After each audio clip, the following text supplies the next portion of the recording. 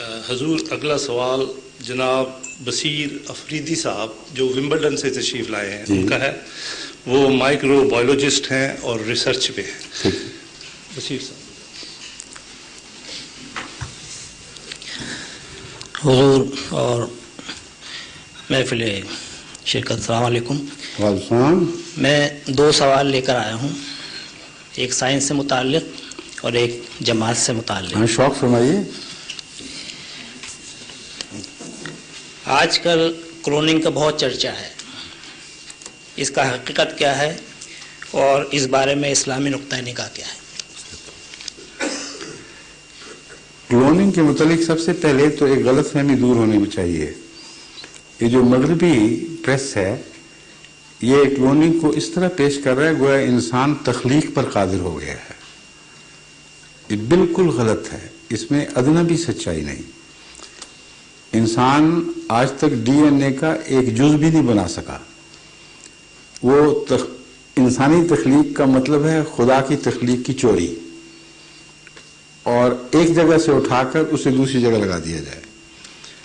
اور وہ لگنے کا جو مادہ ہے وہ پہلے سے ہی اس تخلیق میں موجود تھا. اور یہ جو پہلو ہے اسی کا کلوننگ سے بھی تعلق ہے. اور یہ جو خیال ہے کہ مشین میں ذرے ڈالے جائیں اور بن کے انسان گھڑ گھڑ کے باہر نکلتے جائیں، بالکل جھوٹ اور غلط خیال ہے.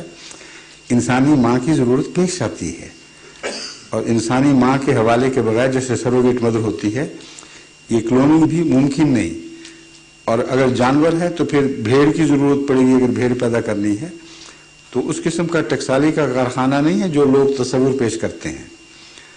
یہ تو اس کی نوعیت کا تعلق جہاں تک ہے. انسان بنا کچھ نہیں سکا، انسان نے تخلیق کے معاملے میں دخل اندازی شروع کی ہے تخلیق کے راز پڑھ کر. اس کے متعلق قرآن کریم نے ایک واضح وارننگ دی تھی.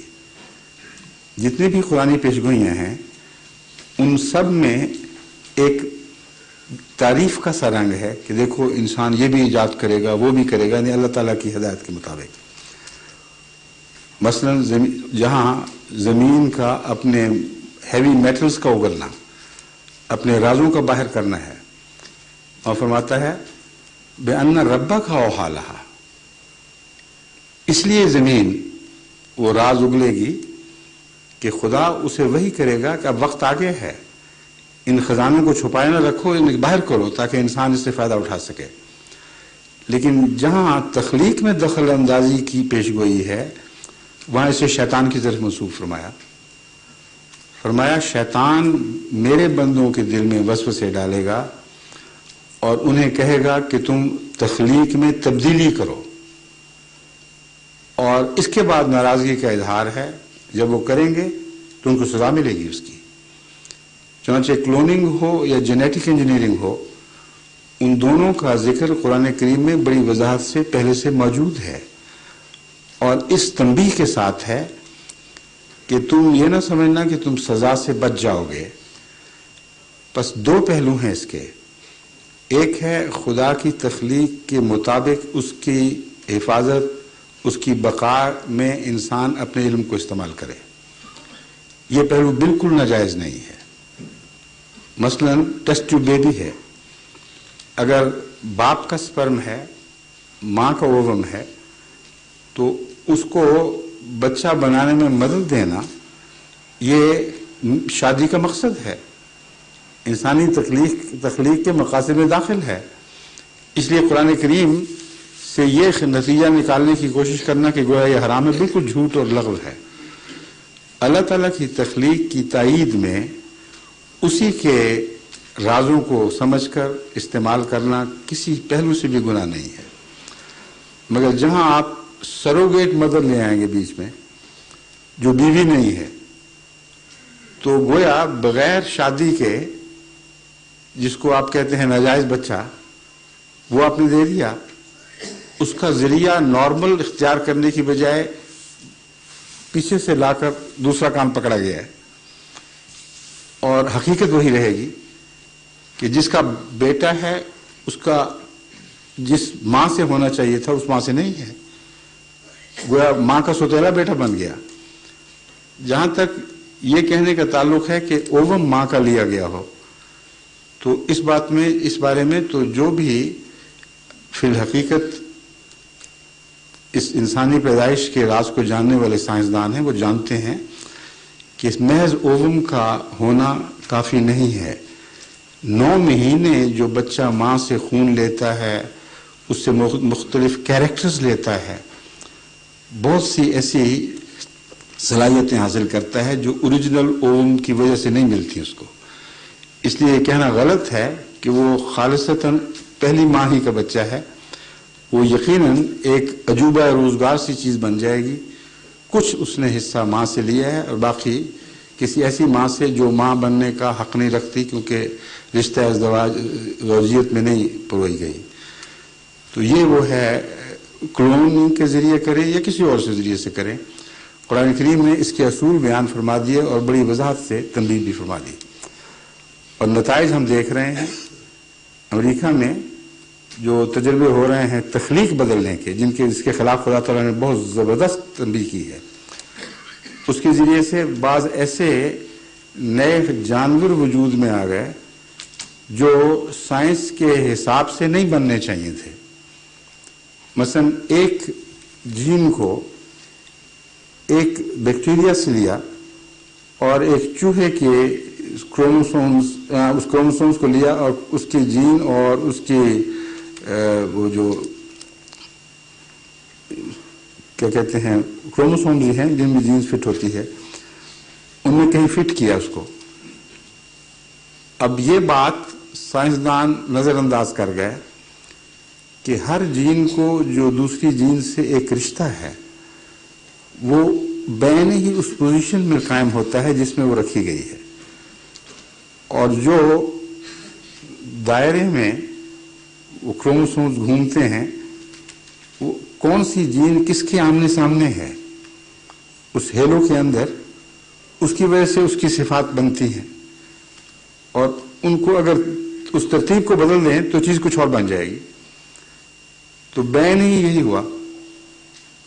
مجھے اب یاد نہیں کہ چوہا تھا یا کیا تھا، مگر جو بھی جانور انہوں نے بنانے کی کوشش کی، جی نہیں، یہ جو ابتدائی تجربہ اس میں بھیڑ نہیں تھی، ابھی انسیکٹس کی بات ہو رہی تھی. وہ زراعت کی مدد کرنے کے لیے بعض ایسے انسیکٹس بنانے کی کوشش کر رہے تھے جو ریزسٹنٹ ہوں عام بیماریوں کے، لیکن بعض بیماری پیدا کرنے والے کیڑوں کو کھا جائیں.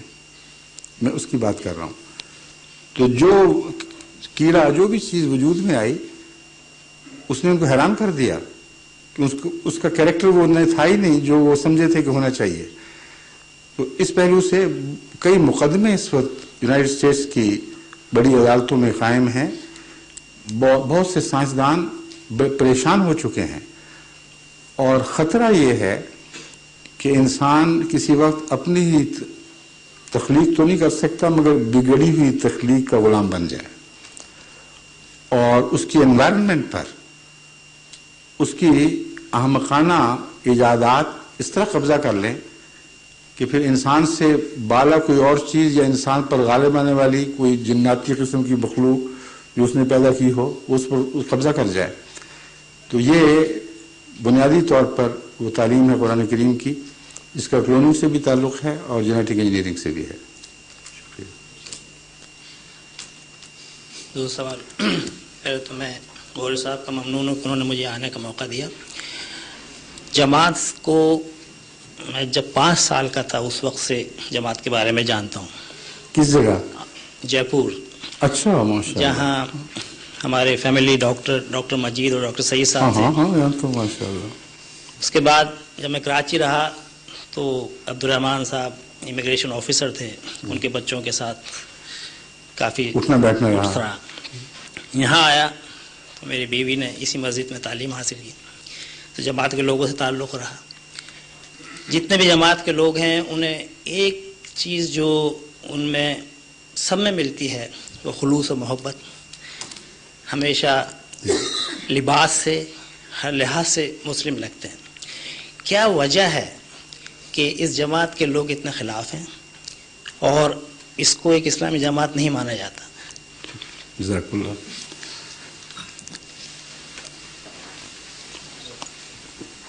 حضرت صلی اللہ علیہ وآلہ وسلم نے جو جماعت پیدا فرمائی تھی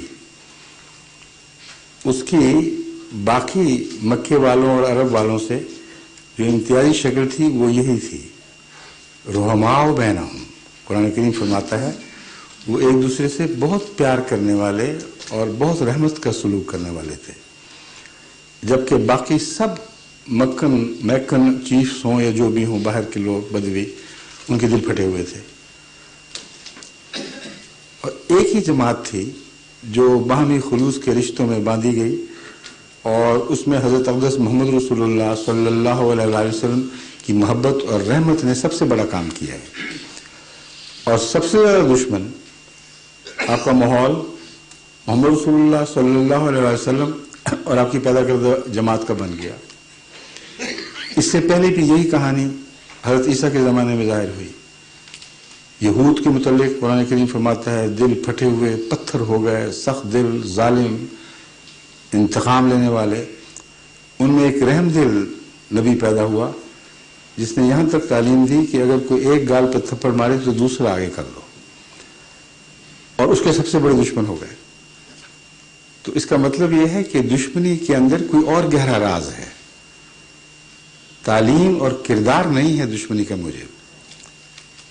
دشمنی کا موجب فی الحقیقت اگر آپ انبیاء کی تاریخ کا مطالعہ کریں تو انکار کرنے والوں کے دل کی گواہی ہے کہ پیغام خواہ ہلکا ہو، نرم ہو، کردار خواہ کتنا ہی دوسرے کے سامنے جھکنے والا ہو، مگر یہ لوگ غالب آنے والے ضرور ہیں۔